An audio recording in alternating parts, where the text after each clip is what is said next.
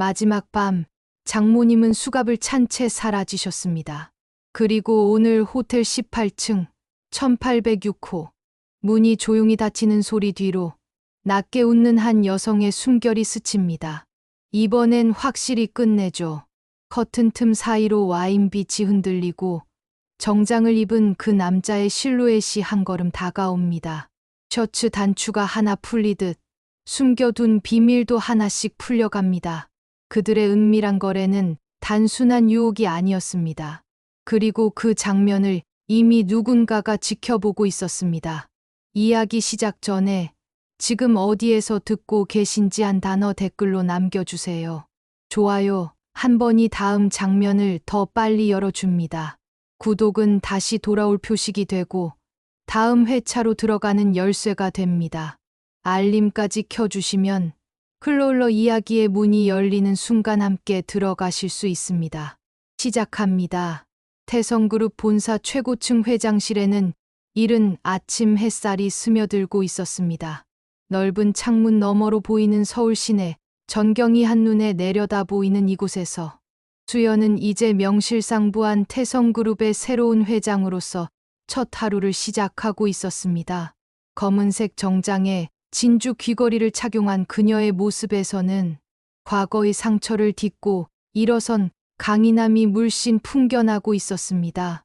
책상 위에는 각종 보고서들이 정돈되어 있었고 그 한쪽에는 아버지 강태성 전 회장과 함께 찍은 가족 사진이 은은한 빛을 받으며 놓여 있었습니다. 수연은 보고서를 검토하면서도 가끔 그 사진을 바라보며 작은 미소를 지었습니다. 한 비서님, 오늘 오전 일정부터 다시 한번 점검해 주세요. 네, 회장님. 10시에 임원진 회의, 오후 2시에 투자자 미팅, 그리고 4시에는 신규 사업 기획 보고가 예정되어 있습니다. 한 비서의 목소리는 여전히 정중하고 차분했습니다. 20년 넘게 강태성 회장을 모셔온 그는 이제 수연에게도 동일한 충성심을 보여주고 있는 것처럼 보였습니다. 하지만 그의 눈빛 깊숙한 곳에는 미묘한 무언가가 스며들어 있었습니다. 아버지는 요즘 어떻게 지내고 계세요? 은퇴하시고 나서 많이 편해 보이시던데 회장님께서는 한옥저택에서 손녀분과 함께 정말 평온하게 지내고 계십니다. 어제도 정원에서 함께 꽃을 가꾸시더군요.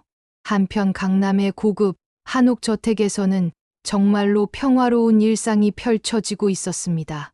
은퇴한 강태성 전 회장은 회색 카디건을 입고 마당에서 6살 배기 손녀 지우와 함께 꽃밭을 돌보고 있었습니다. 아이의 맑은 웃음소리가 고즈넉한 한옥 마당에 경쾌하게 울려 퍼지고 있었습니다. 지우야, 할아버지가 심은 장미꽃이 어때? 예쁘지? 할아버지, 정말 예뻐요. 엄마한테 꽃다발 만들어서 선물해도 되죠? 그럼 우리 지우가 직접 만든 꽃다발이면 엄마가 얼마나 좋아하시겠니? 강태성 전 회장의 얼굴에는 진심, 어린 행복이 가득했습니다. 오랜 세월 잃어버렸던 딸을 되찾고 이제는 손녀까지 품에서 기를 수 있게 된 것이 꿈만 같았습니다. 바로 그때 한옥대문 앞에 검은색 고급 세단 한 대가 조용히 멈춰 섰습니다. 차에서 내린 사람은 다름 아닌 김정숙, 바로 사돈집 장모였습니다. 3년 만에 가석방된 그녀의 모습은 많이 변해 있었습니다. 교도소 생활로 인해 야위었지만 여전히 그녀의 눈빛에는 차가운 기운이 서려 있었습니다. 정문을 두드리는 소리에 강태성 전 회장이 고개를 들었습니다. 지우의 손을 잡고 현관으로 나가니 예상치 못한 방문객이 서 있었습니다. 회장님, 오랜만입니다. 김정숙의 목소리는 겉으로는 정중했지만 그 속에는 묘한 한기가 스며들어 있었습니다. 김 여사, 어떻게 여기까지? 제가 이제 자유의 몸이 되었으니까요. 그래서 인사차 들렀습니다. 강태성 전 회장은 손녀를 자신의 뒤로 살짝 감추며 경계심을 드러냈습니다. 김정숙은 그런 그의 반응을 보며 의미심장한 미소를 지었습니다. 회장님, 그렇게 경계하지 마세요. 저도 이제 많이 반성하고 개과천선했답니다. 그렇다면 다행이지만 갑작스러운 방문이라서 당황스럽습니다. 아, 제가 예고 없이 와서 죄송해요. 하지만 꼭 한 말씀 드리고 싶어서요. 김정숙이 한 걸음 더 가까이 다가왔습니다. 그녀의 눈빛이 강태성 전 회장을 똑바로 바라보며 날카로워졌습니다. 회장님, 3년 동안 정말 많은 생각을 했어요. 그리고 깨달았죠. 진짜 복수는 이제부터라는 걸 말이에요. 무슨 말씀이십니까? 호호호. 곧 아실 거예요. 정말 곧요. 그녀의 웃음소리에는 섬뜩함이 가득했습니다. 김정숙은 더 이상 말하지 않고 돌아서서 차로 향했습니다. 차에 타기 전 그녀는 다시 한번 강태성 전 회장을 바라보며 의미심장한 미소를 지었습니다. 회장님, 건강 조심하세요. 나이가 드시면 기억력도 나빠지고 판단력도 흐려지니까요. 차가 떠나간 후에도 강태성 전 회장은 한동안 그 자리에 서 있었습니다. 손녀 지우가 할아버지의 손을 잡아당겼습니다. 할아버지, 무서운 할머니였어요. 왜 그렇게 이상하게 웃어요? 괜찮다. 지우야, 할아버지가 지켜줄 테니까 걱정하지 마. 하지만 강태성 전 회장의 마음속에는 불길한 예감이 스며들고 있었습니다. 김정숙의 차가운 눈빛과 섬뜩한 미소가 계속 뇌리에서 떠나지 않았습니다. 과연 그녀가 말한 진짜 복수는 무엇을 의미하는 것일까요? 그날 저녁 늦은 시간, 서울, 강남의 한 고급 호텔 최고층에 위치한 스위트룸에는 은은한 조명이 켜져 있었습니다. 프레지덴셜 스위트의 넓은 거실에는 값비싼 와인이 테이블 위에 놓여 있었고, 밤늦은 도시의 불빛이 통유리 창을 통해 은은하게 스며들고 있었습니다. 이곳은 누구도 예상하지 못한 은밀한 만남의 장소였습니다. 김정숙이 호텔 룸 키카드를 사용해 조용히 문을 열고 들어왔습니다. 3년간의 교도소 생활에서 벗어난 지 얼마 되지 않았지만 그녀는 여전히 고급스러운 품격을 잃지 않고 있었습니다. 검은색 원피스에 진주 목걸이를 착용한 그녀의 모습에서는 복수를 위해 치밀하게 준비해온 여인의 단단함이 느껴졌습니다. 오래 기다렸나요? 방 안 소파에 앉아 있던 남성이 천천히 고개를 들었습니다. 놀랍게도 그 사람은 다름 아닌 한 비서였습니다. 20년 넘게 강태성 회장의 가장 믿음직한 측근으로 여겨져 왔던 그가 지금 이 시간 이 장소에서 김정숙과 마주 앉아 있었습니다. 아니에요. 저도 방금 도착했어요. 정숙 씨, 정말 오랜만이네요. 한 비서의 목소리에는 평소 회장 앞에서 보여주던 공손함과는 전혀 다른 친밀하고 애정 어린 톤이 섞여 있었습니다. 그는 일어나서 김정숙에게 다가가 그녀의 손을 잡았습니다. 당신도 많이 기다렸을 텐데 3년이라는 시간이 이렇게 길 줄 몰랐어요. 괜찮아요. 당신이 안전하게 나오는 것이 가장 중요했으니까요. 김정숙이 소파에 앉으며 한 비서를 바라보았습니다. 그녀의 눈빛에는 3년간 품어온 원한과 복수심이 가득했습니다. 그동안 강태성 일가는 어떻게 지내고 있었나요? 회장님은 은퇴하시고 손녀와 함께 한옥에서 평온하게 지내고 계세요. 그리고 수연 양은 이제 정식으로 회사를 물려받아 회장 자리에 앉아 있고요. 한 비서가 와인 잔을 채우며 말했습니다. 그의 표정에는 묘한 만족감이 스며들어 있었습니다. 참 평화롭게 잘 사는군요. 내 딸 채린이는 아직도 감옥에 있는데 말이에요. 정숙 씨, 이제 그런 생각은 접어두세요. 우리에게는 더 중요한 일이 있잖아요. 김정숙이 와인 잔을 받아들며 차가운 미소를 지었습니다. 물론이죠. 이번에는 확실하게 끝내야 해요. 강태성과 그의 딸년이 모든 걸 빼앗아갔으니까 이제 우리가 그들로부터 모든 걸 빼앗을 차례예요. 계획은 이미 시작되었어요. 수연 양은 아직 회사 경영에 익숙하지 않아서 저에게 많은 것을 의존하고 있어요. 그리고 회장님은 은퇴하신 후 기억력이 많이 떨어지셨고요. 한 비서의 말에 김정숙의 눈이 번뜩였습니다. 기억력이 떨어졌다고요? 네, 요즘 자주 깜빡깜빡하세요. 며칠 전 일도 기억 못 하실 때가 많아요. 나이가 나이다 보니까 자연스러운 현상이죠. 그거 좋네요. 그럼 우리 계획이 더 쉬워지겠어요. 김정숙이 와인을 한 모금 마시며 창밖을 바라보았습니다. 서울의 화려한 야경이 그녀의 차가운 얼굴을 비추고 있었습니다. 당신이 준비해둔 껍데기 법인들은 어떻게 되고 있나요? 모두 정상적으로 운영되고 있어요.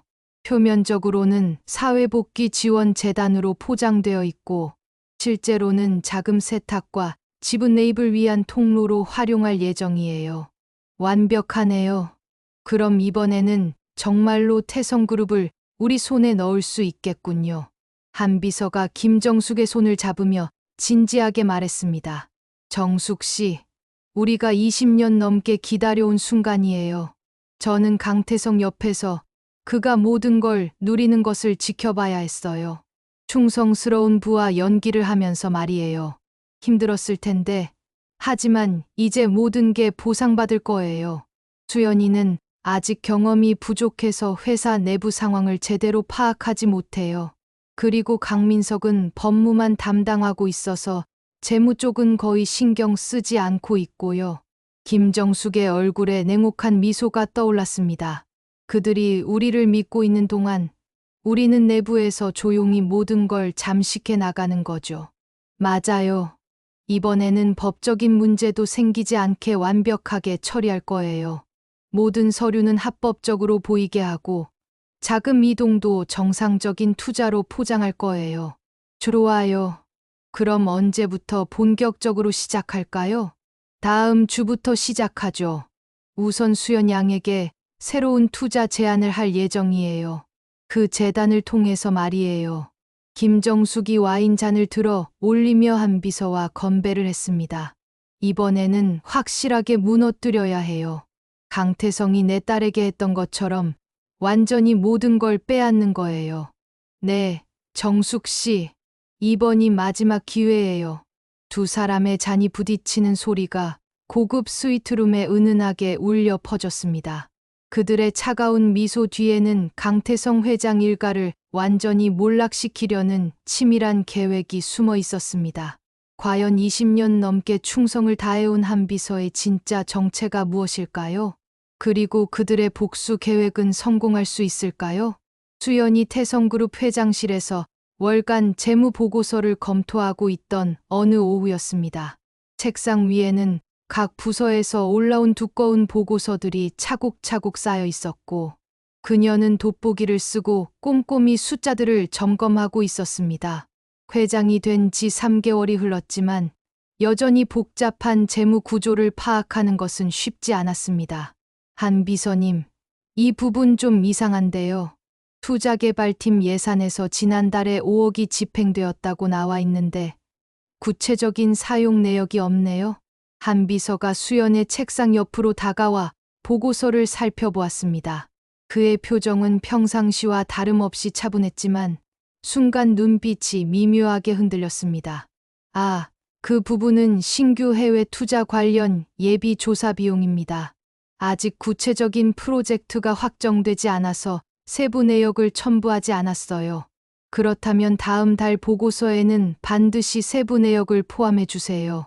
아무리 예비 조사라고 해도 5억은 적은 금액이 아니니까요. 네, 알겠습니다. 담당팀에 지시하겠습니다. 수연이 다음 페이지를 넘기자 또 다른 이상한 점이 발견되었습니다. 경영기획실에서 외부 컨설팅 비용으로 3억 5천만 원이 지출되었다고 기록되어 있었지만 어떤 컨설팅 회사에 지급되었는지에 대한 정보가 누락되어 있었습니다. 한 비서님, 이것도 마찬가지네요. 컨설팅 비용인데 회사명이나 계약서 첨부가 없어요. 한 비서가 잠시 당황하는 기색을 보였지만 곧 침착하게 대답했습니다. 그거는 제가 직접 처리한 건인데 기밀 유지 협약 때문에 회사명을 공개하기 어려운 상황입니다. 해외 M&A 관련 전략 컨설팅이었거든요. 기밀이라고 해도 내부 보고서에는 최소한의 정보는 있어야 하지 않을까요? 회장인 제가 모르는 기밀이 있다는 게 좀 이상하네요. 수연의 목소리에 의구심이 스며들기 시작했습니다. 한비서는 미소를 지으며 수연을 안심시키려 했습니다. 회장님, 너무 세세한 부분까지 신경 쓰실 필요는 없으세요. 이런 것들은 제가 오랫동안 처리해온 일들이니까요. 하지만 제가 회장인데 모르고 지나갈 수는 없잖아요. 수연이 보고서를 더 자세히 살펴보자 비슷한 패턴의 의문스러운 지출들이 계속 발견되었습니다. 사회공헌팀에서 재단 기부금 2억, 홍보팀에서 이벤트 진행비 1억 8천만 원, 그리고 임원진 교육비로 4억 등 모두 구체적인 내역 없이 단순한 명목만 기재되어 있었습니다. 이상해요. 왜 이렇게 많은 항목들이 세부 내역 없이 처리되어 있는 거죠? 회장님, 예전 회장님 시절에도 이런 식으로 처리하던 관례였습니다. 모든 세부 사항을 일일이 기록하면 업무 효율성이 떨어지거든요. 하지만 수연은 쉽게 납득하지 못했습니다. 그녀는 아버지가 운영하던 시절의 자료를 요청했습니다. 그럼 작년 같은 시기 보고서를 가져다 주세요. 정말 그런 관례였는지 확인해 보고 싶어요. 한비서의 얼굴에 순간 당황스러운 표정이 스쳤습니다. 그 자료들은 현재 정리 중이라서 바로 가져오기는 어려울 것 같은데요. 정리 중이라니요?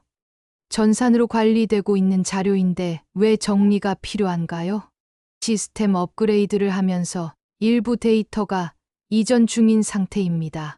내일까지는 준비해 드릴 수 있어요. 수연은 한비서의 대답에서 뭔가 석연치 않은 느낌을 받았습니다. 20년 넘게 아버지를 모셔온 그가 이렇게 우왕좌왕하는 모습은 처음 보는 것이었습니다. 알겠어요. 그럼 내일 꼭 준비해 주세요. 그리고 앞으로는 모든 지출에 대해 세부 내역을 반드시 첨부하도록 각 부서에 지시해 주세요. 네, 알겠습니다. 한비서가 나간 후 수연은 혼자 남아 보고서를 다시 한번 꼼꼼히 살펴보았습니다. 지난 6개월간의 자료를 종합해 보니 의문스러운 지출이 총 50억 원이 넘었습니다. 회사 규모를 고려하면 큰 금액은 아니었지만 투명하지 않은 처리 방식이 계속 반복되고 있었습니다. 뭔가 이상해. 수연이 중얼거리며 컴퓨터를 켜고 직접 회사 전산 시스템에 접속해 보았습니다. 하지만 재무 관련 상세 데이터에 접근하려고 하자 권한 없음이라는 메시지가 떴습니다. 이상하네.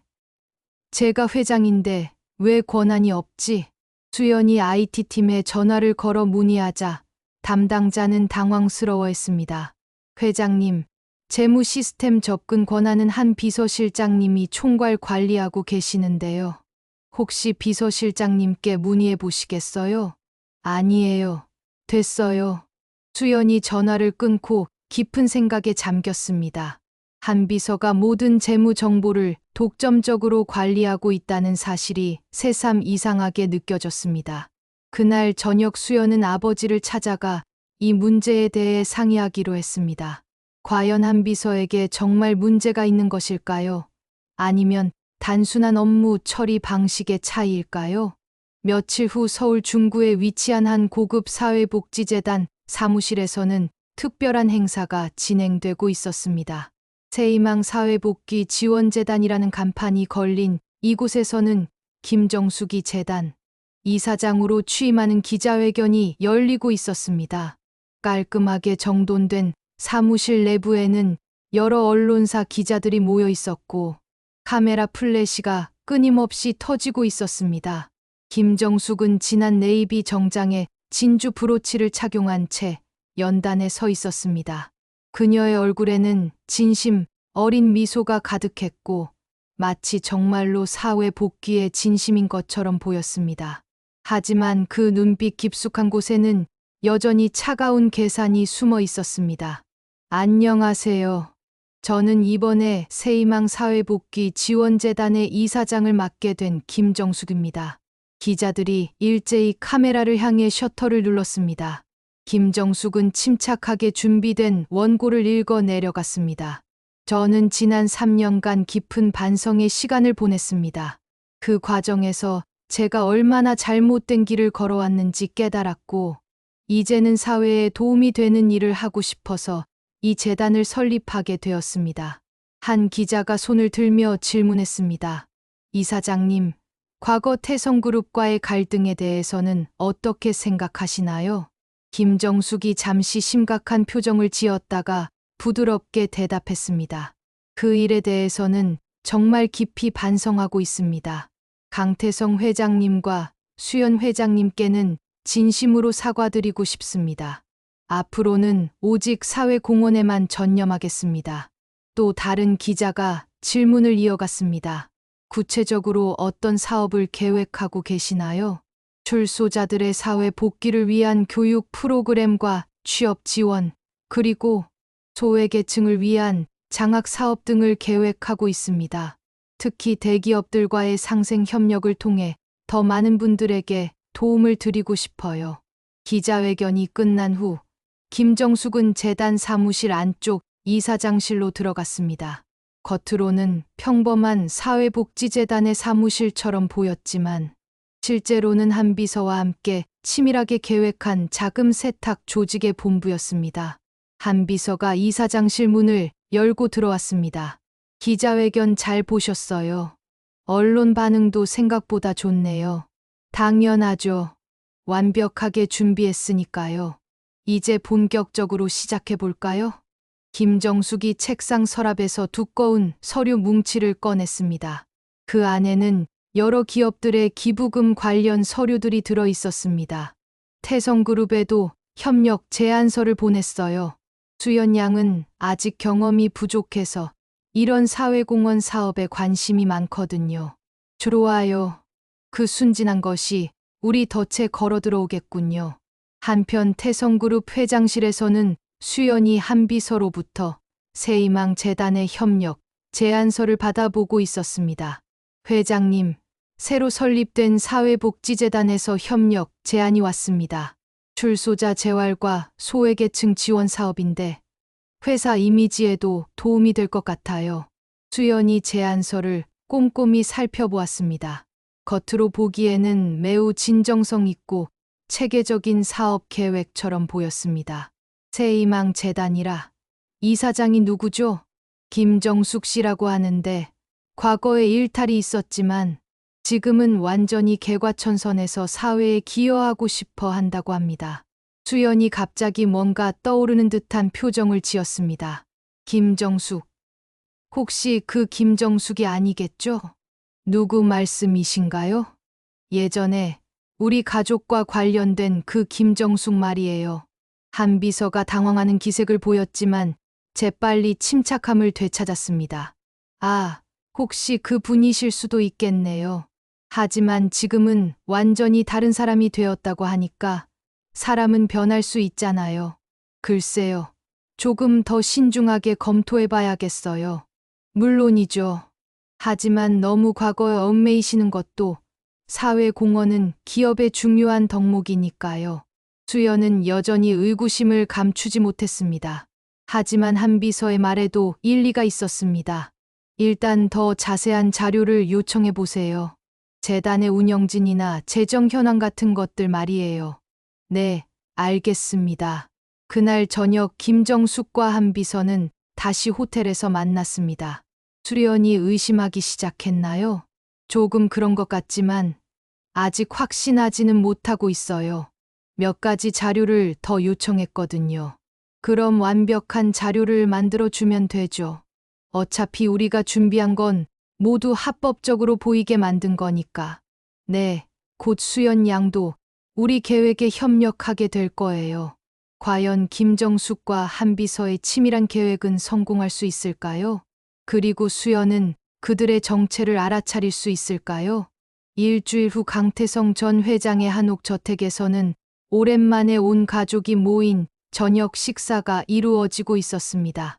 넓은 한옥 거실에는 전통 나무 식탁이 놓여 있었고 그 위에는 할머니가 정성스럽게 차린 음식들이 가득했습니다.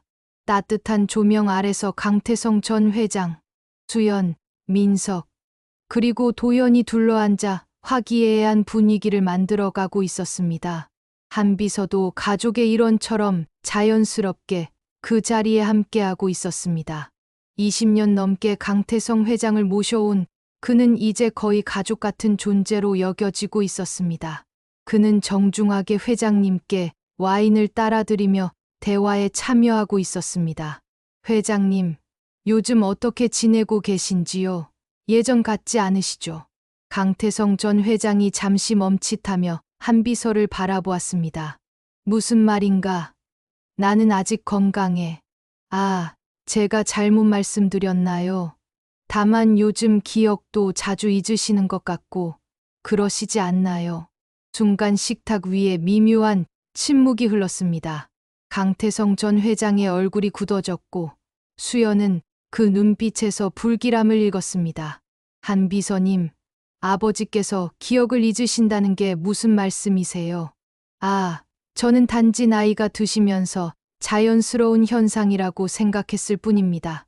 죄송합니다. 아버지, 정말 요즘 기억에 문제가 있으세요? 강태성 전 회장이 깊은 한숨을 쉬었습니다.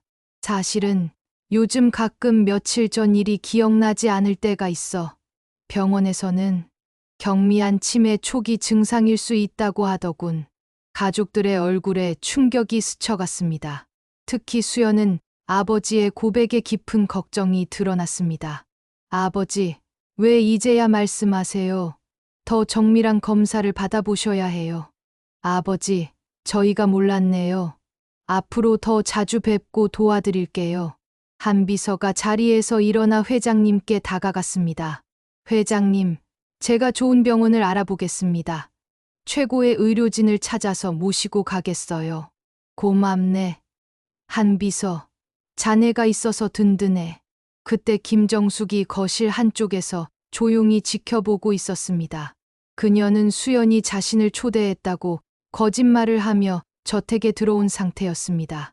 한비서와 눈빛이 잠시 교차하며 묘한 미소를 주고받았습니다. 회장님, 건강이 좋지 않으시다니 정말 걱정되네요. 강태성 전 회장이 김정숙을 발견하고 놀란 표정을 지었습니다. 김 여사, 언제 오셨습니까? 수연 양이 저녁 식사에 초대해 주셔서 왔어요. 그런데 이런 중요한 얘기 중이었군요. 수연이 당황하며 말했습니다. 제가 언제 초대를, 저는 그런 적이 없는데요. 어머, 한비서님이 수연 양 부탁이라고 하셨는데, 혹시 제가 잘못 알아들었나요? 한비서가 재빨리 상황을 수습했습니다. 아, 제가 회장님 의중을 잘못 파악했나 보네요. 죄송합니다. 괜찮아요. 어차피 왔으니까 함께 식사하죠. 회장님도 외로우실 텐데. 김정숙이 자연스럽게 빈 의자에 앉았습니다. 그녀의 존재로 인해 식탁의 분위기가 어색해졌습니다. 회장님, 혹시 유언장 같은 건 미리 작성해 놓으셨나요? 만약을 대비해서 말이에요. 유언장, 아직 그런 건 생각해 보지 않았는데, 나이가 드시고 기억력도 문제가 있으시다니, 미리 준비해 두시는 게 좋을 것 같아요. 가족들을 위해서라도요. 수연이 불쾌한 표정을 지으며 말했습니다. 김 여사님, 갑자기 그런 말씀을 하시는 이유가 뭔가요? 아, 제가 실례했나요? 단지 회장님을 걱정하는 마음에서 드린 말씀이었어요. 김 여사님 말씀도 일리가 있어요, 회장님. 만약의 상황에 대비해서 법적 서류들을 정리해 두시는 게 좋을 것 같습니다. 강민석이 의구심을 드러내며 말했습니다. 잠깐, 왜 갑자기 이런 얘기가 나오는 거죠? 아버지는 단지 경미한 기억 장애일 뿐인데. 물론이에요. 하지만 미리 준비해 두면 나중에 가족들이 편하잖아요. 맞습니다. 특히 회사 경영권과 관련된 부분은 명확하게 해두시는 게 좋을 것 같아요. 수연이 점점 불안해지기 시작했습니다. 한비서님, 왜 자꾸 그런 얘기를 하세요? 아버지는 아직 건강하세요. 죄송합니다. 제가 너무 앞서 나간 것 같네요. 김정숙이 와인 잔을 들어 올리며 말했습니다. 그럼 회장님의 건강을 위해 건배할까요? 앞으로도 오래오래 건강하시길 바라며. 모든 사람들이 어색하게 잔을 들어 올렸지만 수연의 마음속에는 깊은 의구심이 자리 잡기 시작했습니다. 한비서와 김정숙의 행동이 뭔가 계획적으로 느껴졌기 때문입니다. 식사가 끝난 후 김정숙과 한비서가 함께 저택을 나서는 모습을 창문으로 지켜본 수연은 더욱 확신했습니다. 분명히 저 둘 사이에는 뭔가 비밀이 있었습니다. 다음 날 오후 강민석은 업무차 강남의 한 고급 호텔 로비를 지나가고 있었습니다. 법무팀 미팅을 마치고 나오던 중이었는데 우연히 엘리베이터 앞에서 익숙한 뒷모습 두 개가 보였습니다. 그는 호기심에 이끌려 조금 더 가까이 다가갔고 놀라운 광경을 목격하게 되었습니다. 한비서와 김정숙이 친밀하게 대화를 나누며 함께 엘리베이터에 타고 있었습니다. 특히 한비서가 김정숙의 허리에 손을 올리는 모습은 단순한 업무적 관계가 아님을 명확히 보여주고 있었습니다. 강민석은 재빨리 휴대폰을 꺼내 그 장면을 사진으로 찍었습니다. 이게 뭐지? 한비서님이 김정숙과 저렇게 친밀한 사이였다고. 강민석은 더 많은 증거를 확보하기 위해 호텔 카페에서 기다리기로 했습니다. 약 1시간 후 두 사람이 다시 로비로 내려왔습니다. 이번에는 더욱 확실한 증거를 포착할 수 있었습니다. 오늘 정말 좋은 시간이었어요. 당신 덕분에 계획이 순조롭게 진행되고 있네요. 정숙 씨도 수고 많으셨어요. 이제 곧 결과를 볼 수 있을 거예요. 강민석이 이 대화를 녹음하려고 휴대폰을 조작하던 순간이었습니다. 갑자기 뒤에서 누군가가 그의 어깨를 강하게 잡았습니다. 어디서 뭘 하고 있는 거지? 정체불명의 남성이 강민석의 휴대폰을 빼앗으려 했습니다. 강민석은 재빨리 휴대폰을 품에 감추며 저항했습니다. 누구세요? 갑자기 왜 이러는 거죠? 조용히 하고 따라와. 그 남성은 강민석을 호텔 뒤편 주차장으로 끌고 갔습니다. 주차장은 인적이 드물었고 CCTV 사각지대였습니다. 강민석은 위험을 직감하고 도망치려 했지만 상대방이 더 빨랐습니다. 휴대폰 내놔. 안 돼. 이건 중요한 증거야. 격투가 벌어졌습니다. 강민석은 필사적으로 저항했지만 전문적인 훈련을 받은 듯한 상대방에게 밀렸습니다. 결국 휴대폰을 빼앗긴 채 머리에 강한 충격을 받고 의식을 잃었습니다. 2시간 후 호텔 직원이 주차장에서 쓰러진 강민석을 발견했습니다. 그는 즉시 병원으로 이송되었고 뇌진탕과 함께 의식불명 상태에 빠졌습니다.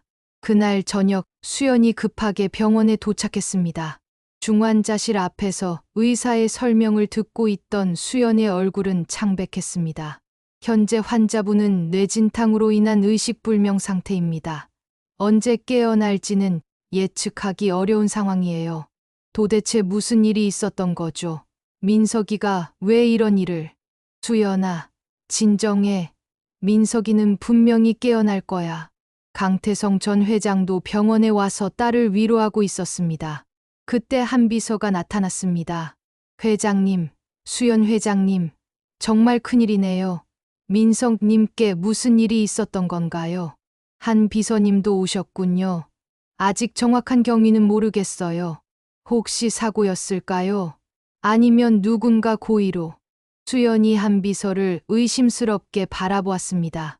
한 비서님, 혹시 민석이가 무슨 얘기를 한 적 있나요? 최근에 뭔가 조사하고 있다거나. 아니요. 특별한 말씀은 없으셨는데요. 왜 그러시죠? 그냥 이런 일이 우연히 일어날 리는 없을 것 같아서요. 그때 김정숙이 병원에 나타났습니다. 그녀는 걱정스러운 표정으로 다가왔습니다.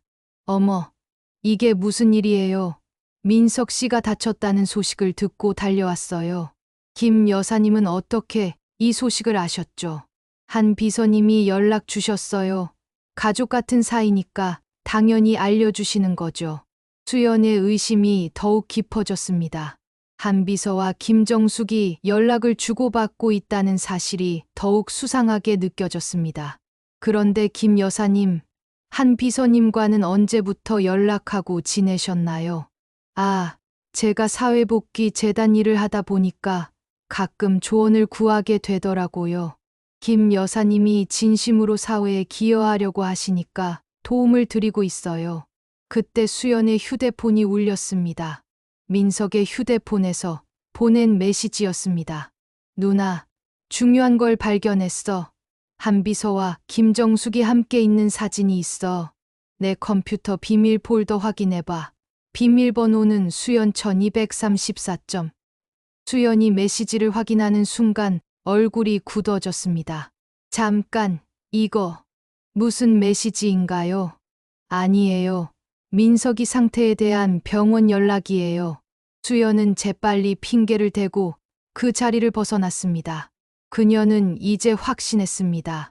민석의 사고는 단순한 우연이 아니었고 한비서와 김정숙 사이에는 분명히 어떤 비밀이 있었습니다. 이제 더 이상 가만히 있을 수 없어. 반드시 진실을 밝혀내겠어. 수연은 민석이 남긴 증거를 찾기 위해 그의 집으로 향했습니다. 과연 그곳에서 어떤 충격적인 진실을 발견하게 될까요? 3개월 후 서울중앙지방법원 대법정에는 다시 한번 언론과 시민들의 관심이 집중되었습니다. 이번에는 김정숙과 한비서의 공모 사건에 대한 재판이 열리는 날이었습니다. 웅장한 법정 안에는 긴장감이 가득했고 방청석에는 태성그룹 임직원들과 기자들이 빼곡히 자리를 채우고 있었습니다. 피고인석에는 김정숙과 한비서가 나란히 앉아 있었습니다. 김정숙은 여전히 도도한 표정을 유지하려 했지만 한비서는 고개를 떨어뜨린 채 깊은 후회의 기색을 보이고 있었습니다. 20년 넘게 쌓아온 신뢰를 배신한 것에 대한 죄책감이 그의 얼굴에 역력히 드러나 있었습니다. 재판장이 엄숙한 목소리로 공판을 시작했습니다. 지금부터 김정숙, 한주석에 대한 사기, 배임, 자금 세탁 등의 혐의에 대한 공판을 진행하겠습니다. 검사가 일어나서 기소 내용을 읽어 내려갔습니다. 새희망 재단을 통한 자금 세탁, 태성그룹 내부 정보 유출, 그리고 회장의 치매를 이용한 사기 시도 등 모든 혐의가 상세히 나열되었습니다. 첫 번째 증인으로 수연이 증인석에 섰습니다. 지난 몇 개월간 진실을 밝혀내기 위해 노력해온 그녀의 얼굴에는 단호한 의지가 서려 있었습니다. 저는 한비서님을 아버지의 가족처럼 믿고 있었습니다. 하지만 그 믿음이 완전히 배신당했어요. 검사가 질문했습니다. 피고인들이 구체적으로 어떤 방법으로 사기를 시도했는지 설명해 주세요. 한비서는 회사 내부 재무 정보를 독점적으로 관리하면서 의문스러운 지출을 계속 만들어냈어요. 그리고 김정숙과 함께 새희망 재단이라는 껍데기 조직을 통해 회사 자금을 빼돌리려 했습니다. 특히 아버지의 기억력 감퇴를 이용해서 유언장 작성을 유도하려 했고 그 과정에서 회사 지분을 탈취하려는 계획을 세웠어요. 한비서의 변호사가 반박했습니다. 증인의 주장은 추측에 불과합니다. 구체적인 증거가 있나요? 그때 의식을 되찾은 강민석이 증인석으로 걸어 나왔습니다. 머리에 붕대를 감고 있었지만 그의 눈빛은 분명했습니다. 저에게는 명확한 증거가 있습니다. 강민석이 법정에 제출한 것은 그가 미리 백업해둔 사진과 녹음 파일들이었습니다. 한비서와 김정숙이 호텔에서 친밀하게 대화하는 모습, 그리고 그들의 대화 내용이 생생하게 담겨 있었습니다. 이 녹음에서 들을 수 있듯이 피고인들은 명확하게 회장님을 속이고 회사를 탈취할 계획을 논의하고 있었습니다. 법정의 녹음 파일이 재생되었습니다. 이제 곧 결과를 볼 수 있을 거예요. 회장님의 기억력 문제를 이용하면 쉬울 거야. 방청석에서 탄식 소리가 들려왔습니다. 한비서가 고개를 더욱 깊이 숙였습니다. 이어서 강태성 전 회장이 증인석에 섰습니다. 그는 지팡이를 짚고 있었지만 목소리는 여전히 힘이 있었습니다. 저는 한주석을 20년 넘게 믿어왔습니다. 가족처럼 생각했어요. 하지만 그가 김정숙과 함께 저와 제 가족을 배신했다는 사실을 알고는 정말 충격이었습니다. 특히 제 건강 상태를 이용해서 유언장을 조작하려 했다는 것은 용서할 수 없는 일입니다. 검사가 물었습니다. 피고인 한주석의 배신에 대해 어떻게 생각하시나요? 20년의 신뢰를 하루아침에 무너뜨린 것에 대해 깊은 배신감을 느낍니다.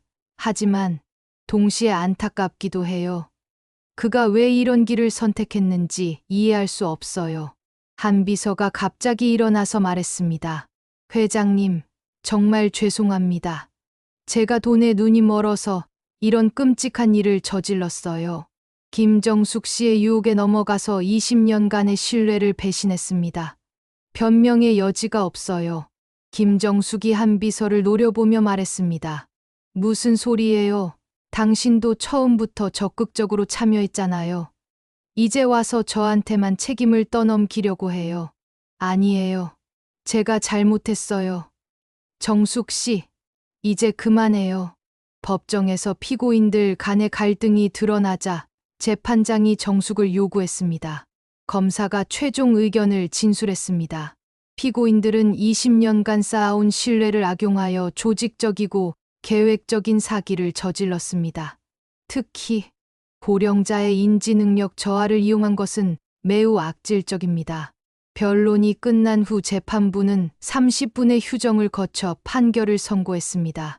피고인 김정숙은 사기, 자금 세탁 등의 혐의로 징역 8년을 선고합니다. 김정숙의 얼굴이 창백해졌습니다. 피고인 한주석은 배임, 사기 방조 등의 혐의로 징역 5년을 선고하되 자백과 반성의 정도를 참작하여 집행유예는 적용하지 않습니다. 한 비서가 그 자리에서 주저앉으며 눈물을 흘렸습니다. 회장님, 수연 양, 정말 죄송합니다. 제가 너무나 큰 잘못을 저질렀어요. 판결이 끝난 후 법정을 나서는 수연과 강태성 전 회장의 얼굴에는 복잡한 감정이 교차했습니다. 정의는 실현되었지만 오랜 신뢰가 무너진 상처는 쉽게 아물지 않을 것 같았습니다. 아버지, 이제 정말 모든 게 끝난 건가요? 그래, 수연아. 이제 우리는 진짜 평화를 찾을 수 있을 거야. 1년 후 태성그룹 본사 최고층 회장실에는 따뜻한 석양 빛이 스며들고 있었습니다. 넓은 창문 너머로 보이는 서울 시내, 전경이 황금빛으로 물들어 있었고 이제 완전히 자리를 잡은 수연이 책상에 앉아 하루 업무를 정리하고 있었습니다. 그녀의 얼굴에는 지난 시련들을 모두 극복한 성숙함과 자신감이 가득했습니다. 책상 위에는 각종 보고서들과 함께 가족 사진이 놓여 있었고 그 옆에는 회사의 눈부신 성장을 보여주는 실적 자료들이 정돈되어 있었습니다. 새로 부임한 비서실장이 조심스럽게 문을 두드렸습니다. 회장님, 오늘 일정이 모두 마무리되었습니다. 퇴근하시겠어요? 네, 고생하셨어요. 먼저 들어가세요. 수연이 자리에서 일어나 창밖을 바라보았습니다. 1년 전 한 비서와 김정숙의 배신으로 큰 상처를 받았지만 이제는 모든 것을 극복하고 회사를 안정적으로 운영하고 있었습니다. 새로운 경영진들과 함께 투명하고 정직한 경영으로 태성그룹은 더욱 발전하고 있었습니다. 그때 강민석이 회장실로 들어왔습니다. 사고의 후유증은 완전히 회복되었고 이제는 누나의 든든한 조력자로서 법무 업무를 총괄하고 있었습니다. 누나, 오늘도 수고 많았어. 아버지께서 저녁 식사 준비하고 계신다고 하시네. 그래, 같이 가자. 오늘은 정말 좋은 하루였어. 회사 실적도 좋고 직원들 만족도도 높아지고 있고 누나가 정말 훌륭한 경영자가 됐어. 고마워, 민서가. 내가 옆에서 도와줘서 가능한 일이야. 두 남매가 함께 회사를 나서며 대화를 나누었습니다. 저녁 해가 지고 있는 서울 거리는 평화롭고 아름다웠습니다. 그런데 누나, 가끔 한 비서님 생각이 나지 않아. 20년 넘게 우리 가족과 함께 했는데. 나도 그래.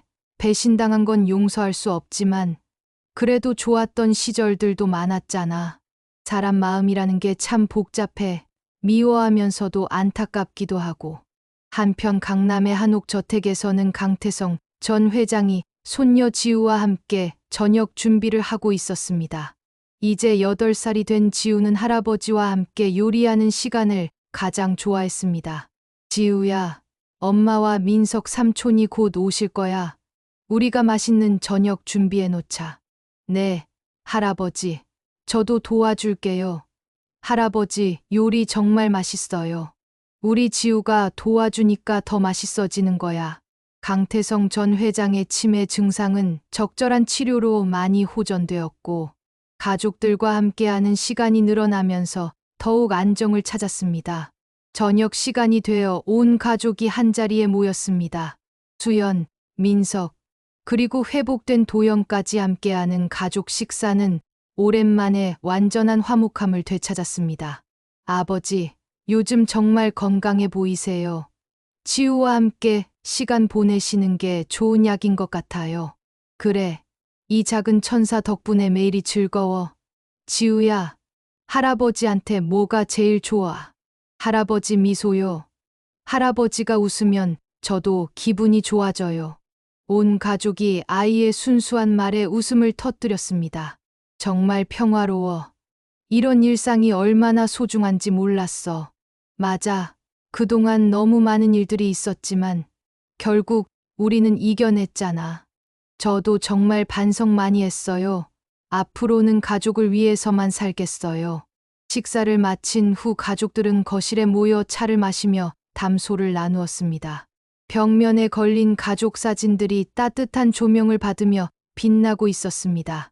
수연아, 정말 자랑스러워. 내가 회사를 이렇게 잘 이끌어가는 걸 보니 아버지로서 흐뭇해. 아버지 덕분이에요. 아버지가 평생 쌓아놓으신 기반이 있었기 때문에 가능한 일이에요. 누나, 우리 앞으로도 계속 이렇게 행복하게 살 수 있을까? 물론이지. 이제 정말 아무도 우리를 방해할 수 없어. 그때 현관문에서 벨 소리가 들렸습니다. 가족들이 서로를 바라보며 의아했습니다. 이 시간에 누가 올까? 도연이 일어나서 현관으로 나갔습니다. 인터폰 화면을 확인한 그의 얼굴이 순간 굳어졌습니다. 아버지, 김정숙이 와 있어요. 가족들이 모두 놀란 표정을 지었습니다. 김정숙, 감옥에 있는 거 아니었나요? 8년형을 받았는데 벌써 나올 수가 없는데. 도연이 다시 인터폰을 확인했습니다. 모범수로 조기 석방됐다고 하네요. 할 말이 있다고 해요. 들여보내지 마라. 더 이상 우리와 상관없는 사람이야. 하지만 김정숙의 목소리가 인터폰을 통해 들려왔습니다. 회장님, 제발 잠깐만 시간을 내주세요. 정말 중요한 얘기가 있어요. 무슨 얘기인데요? 한주석이 감옥에서 자살했어요. 유서를 남겼는데 거기에 여러분과 관련된 내용이 있어요. 가족들의 얼굴이 충격으로 일그러졌습니다. 한비서님이 자살했다고. 그리고 사실 제가 알고 있는 비밀이 하나 더 있어요. 수연 양의 진짜 출생의 비밀 말이에요. 수연이 벌떡 일어났습니다. 무슨 소리예요? 제 출생의 비밀이라니. 문을 열어주시면 모든 걸 말씀드릴게요. 이번에는 정말 진실만 말하겠어요. 강태성 전 회장이 깊은 한숨을 쉬었습니다. 도연아, 문을 열어줘라. 듣고 나서 판단하자. 현관문이 열리고 김정숙이 들어왔습니다. 그녀의 얼굴에는 예전과 다른 진지함이 가득했습니다. 죄송합니다. 이렇게 갑자기 찾아와서. 하지만 정말 중요한 얘기라서요. 한비서님이 정말 돌아가셨나요? 네, 한 달 전에 죄책감을 견디지 못하고 유서에는 회장님 가족들에게 용서를 구한다는 내용과 함께 수연 양에 대한 충격적인 사실이 적혀 있었어요. 무슨 사실 말인가? 김정숙이 조심스럽게 입을 열었습니다. 사실은 저도 한주석으로부터 들은 얘기인데 수연 양이 정말 회장님의 친딸이 맞다는 확실한 증거를 더 찾았다는 내용이었어요. 가족들이 안도의 한숨을 쉬었습니다. 한주석이 마지막까지 양심의 가책을 느끼며 모든 진실을 정리해 놓았더라고요. 그리고 저에게도 진심으로 사과하라고 했어요. 김정숙이 깊이 고개를 숙였습니다. 회장님, 수연 양, 그리고 가족 여러분께 진심으로 사과드립니다. 제가 너무나 큰 잘못을 저질렀어요. 김 여사, 이제 와서 사과한다고 해서 모든 게 용서되는 건 아니네. 알고 있어요. 하지만 앞으로는 정말 조용히 살겠어요. 더 이상 여러분께 피해를 드리지 않겠습니다. 그럼 정말 모든 게 끝난 건가요? 네, 이제 정말 끝이에요. 여러분은 행복하게 사세요. 김정숙이 돌아서서 집을 나갔습니다. 이번에는 정말로 그들의 삶에서 완전히 사라질 것 같았습니다. 문이 닫힌 후 가족들은 서로를 바라보며 미소를 지었습니다. 이제 정말 끝났구나. 우리는 이겨냈어. 네, 아버지. 이제 정말 평화롭게 살 수 있어요. 누나, 우리 가족은 정말 강해. 어떤 시련이 와도 이겨낼 수 있어. 앞으로는 정말 가족만 생각하고 살겠어요. 어린 지우가 할아버지 품에 안기며 말했습니다. 할아버지, 이제 무서운 사람들 안 와요? 그래, 우리 지우야. 이제 무서운 사람들은 모두 사라졌어. 우리는 계속 행복하게 살 거야.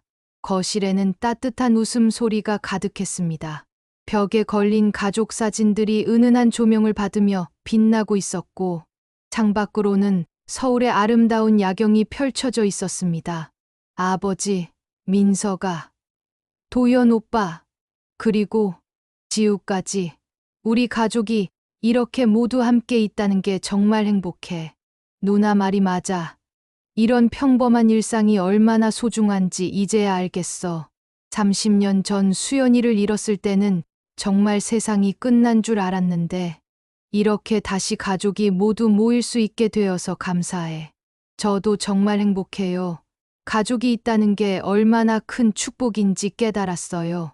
그날 밤 강태성 가족은 늦은 시간까지 함께 이야기를 나누며 행복한 시간을 보냈습니다.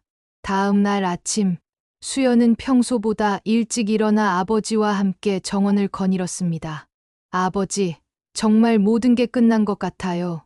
이제는 회사 일에만 집중하고 가족과 함께 행복하게 살 수 있을 것 같아요. 그래, 수연아.